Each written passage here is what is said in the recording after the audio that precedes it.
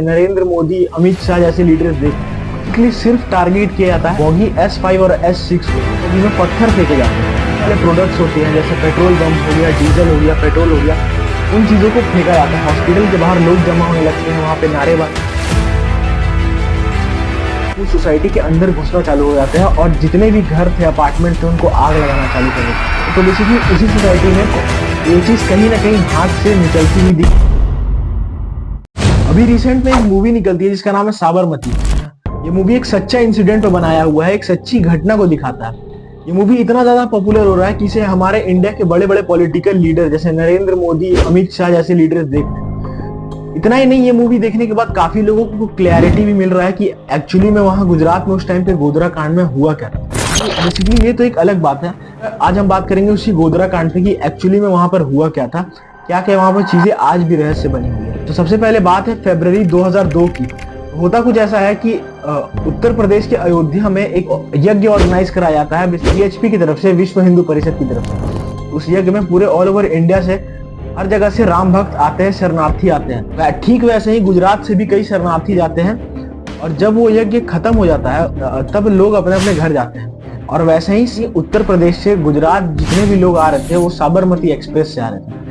होता कुछ ऐसा है, जब ट्रेन गोधरा पहुंचती है और ट्रेन जब खुलती है वहां से, तब ट्रेन का कई बार चेन खींचा जाता है। जो बेसिकली चेन्स दिए रहते हैं इमरजेंसी यूज के लिए, उन चेन्स को खींचा जाता है कई बार। बेसिकली वो पूरा ट्रेन तो शरणार्थियों से भरा ही था, लेकिन बेसिकली सिर्फ टारगेट किया जाता है बॉगी S5 और S6 को।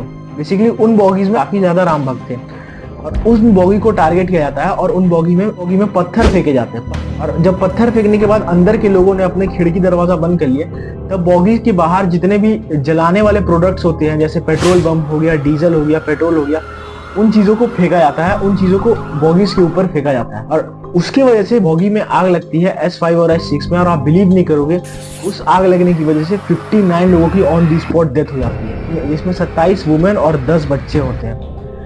ये चीज देखने के बाद कहीं ना कहीं पुलिस भी शॉक थी और पूरा गुजरात भी शॉक था। जिसके बाद होता कुछ ऐसा है कि जब बॉडीज को हॉस्पिटल लेके जाया जाता है तो लोगों में बात फैल जाती है और लोगों के मन में काफी ज्यादा गुस्सा भर जाता है। इस हद तक गुस्सा भरता है कि जब हॉस्पिटल में बॉडीज को ले जाया जाता है तो हॉस्पिटल के बाहर लोग जमा होने लगते हैं, वहां पे नारेबाजी चालू हो जाती है। और जब उन सारे बॉडीज का दाह संस्कार कर दिया जाता है, लोगों में एक अलग गुस्सा बढ़ जाता है और भीड़ आउट ऑफ कंट्रोल होने लगती है।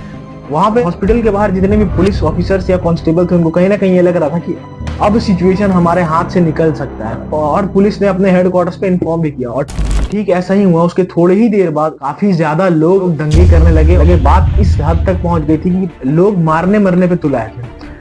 और इसी वजह से ऑफिशियल डेटा ऐसा बोलते हैं कि 790 मुस्लिम्स और 254 हिंदूज की डेथ होती है और 1000 से भी ज्यादा संख्या में लोग इंजर्ड होते हैं, घायल होते हैं। ये ऑफिशियल डेटा है, तो आप सोचिए अनऑफिशियल डेटा कितना ज्यादा होगा। और फिर भी चीजें कंट्रोल में नहीं आती है। इसके बाद 28 फरवरी को क्या होता है कि गुलबाग सोसाइटी करके एक जगह है, बेसिकली वहां पे मुस्लिम पॉपुलेशन ज्यादा है। तो उस सोसाइटी में क्या होता है, उस सोसाइटी के बाहर लोग जमा होना चालू हो जाते हैं।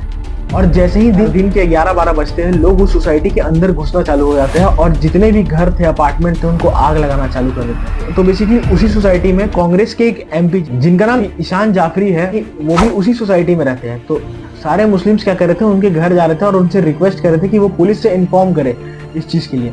उन्होंने सबका रिक्वेस्ट सुनकर पुलिस को कॉल भी किया, लेकिन पुलिस की तरफ से कोई रिस्पॉन्स नहीं आया। आप इमेजिन कर सकते हैं कि कोई MP पुलिस को इन्फॉर्म कर रहा है और पुलिस के साइड से कोई रिस्पॉन्स नहीं आ रहा है, तो क्या वहां का सिचुएशन रहा होगा, आप सोच कर देखिए। और शायद ये भी हो सकता है कि उस टाइम पे जैमर्स या नेटवर्क इश्यूज की वजह से ये संपर्क ना हो रहा हो।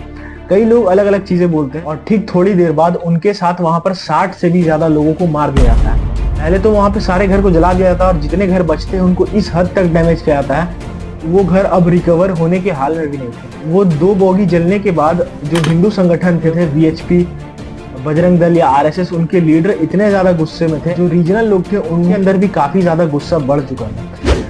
तो ये चीज कहीं ना कहीं हाथ से निकलती हुई दिख रही थी और ठीक ऐसा ही हो रहा था।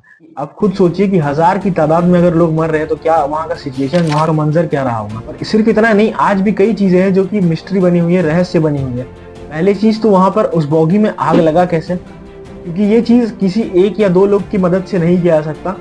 इसके पीछे कहीं ना कहीं एक ग्रुप का हाथ होगा, तभी ये चीज़ पॉसिबल है। वहीं रेलवे स्टेशन की सिक्योरिटी पे भी सवाल उठता है कि क्या इतने लोग आए और रेलवे सिक्योरिटी उनको पता नहीं चला।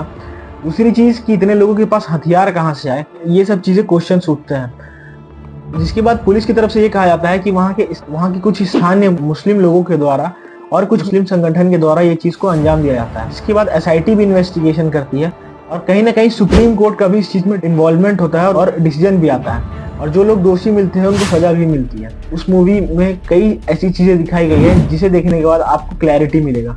इस चीज़ में आपका क्या पॉइंट ऑफ व्यू है, आप कमेंट में ज़रूर बताना। मेरी तरफ से यही कुछ इन्फॉर्मेशन था इस टॉपिक से रिलेटेड। जय हिंद।